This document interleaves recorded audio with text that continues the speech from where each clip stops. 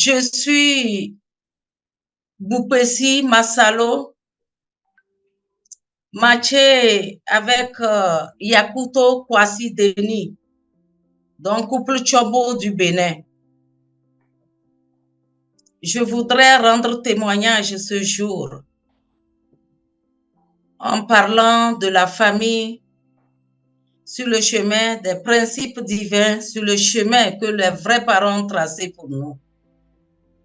Je voudrais commencer par mon tendre enfance. Et je suis née orpheline très tôt. J'étais avec ma maman.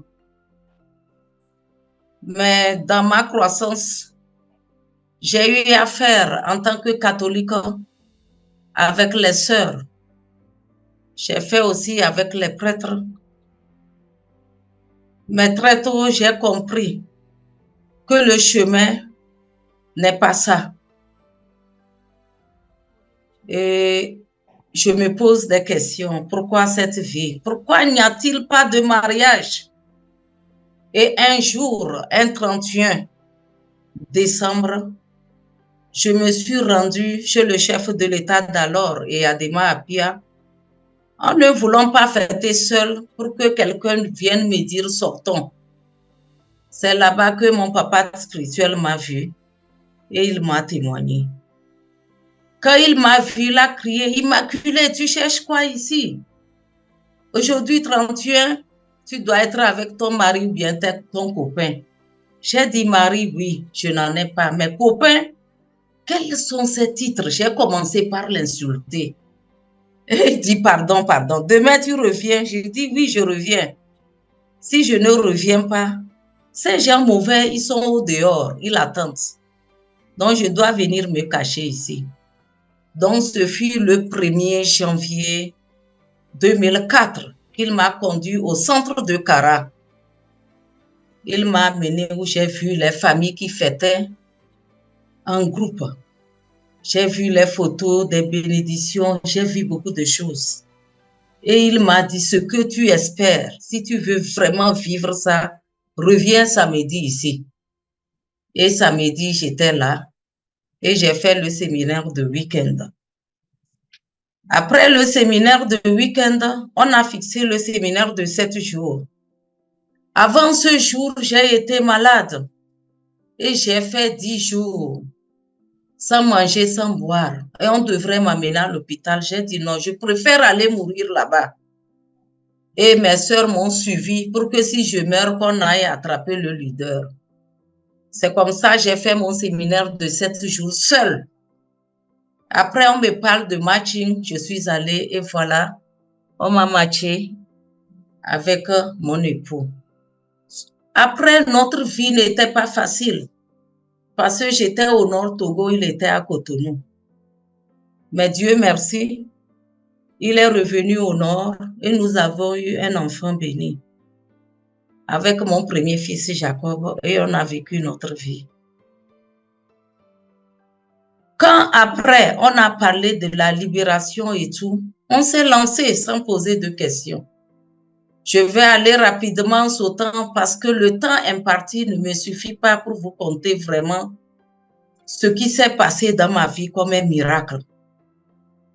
Donc, après la bénédiction, mon mari m'a donné la photo des vrais parents.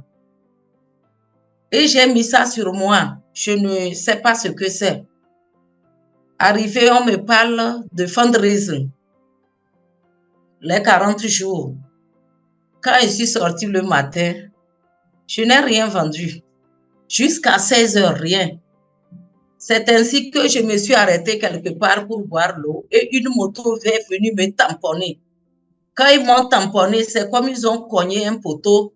Ils sont tombés. Les gens ont crié. Ils disent, mais toi, quel Dieu tu pries? C'est là que j'ai vu que la photo que j'ai mise sur moi là, c'est ses œuvres. Et après, au cours de mon accouchement, mon sein droit là, c'est comme un brique. Et la nuit, la vraie mère est venue. Et puis, quand je l'ai vue, c'est comme on m'a massé ça. et c'est devenu mou. Ma vie avec les vrais parents, c'était une réalité vivante. Donc, je vais aller le jour où mon mari devrait terminer pour être chombo, que j'ai fini avant lui. C'était à Lomé en 1919 parce qu'il y avait Covid. 2019 parce qu'il y avait Covid.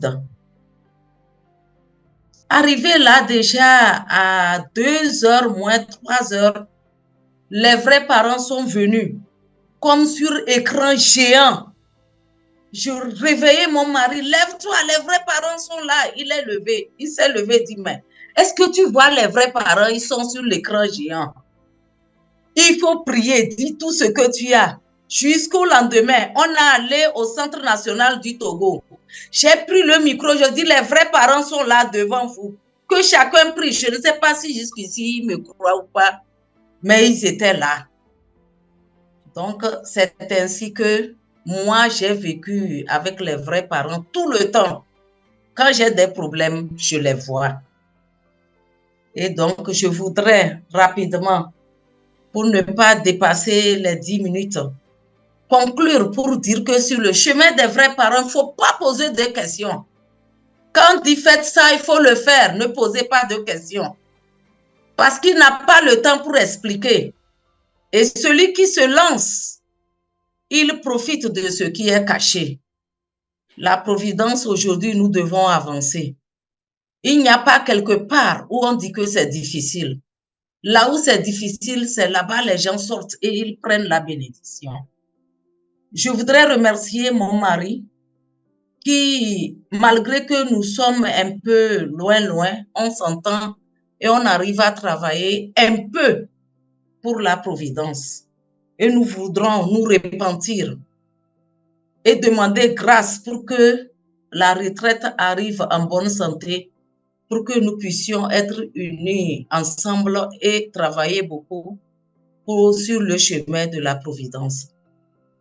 Je voudrais ainsi conclure en remerciant sincèrement le parent céleste et les vrais parents et les leaders qui m'ont proposé de parler ce soir pour leur dire que nous sommes complètement disponibles et nous nous offrons totalement. Pour nos enfants, les 2 enfants, nous remercions Dieu.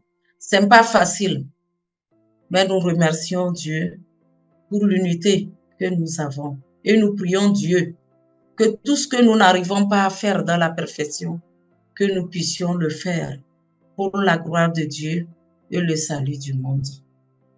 Merci infiniment. Merci, je vous aime. Merci beaucoup.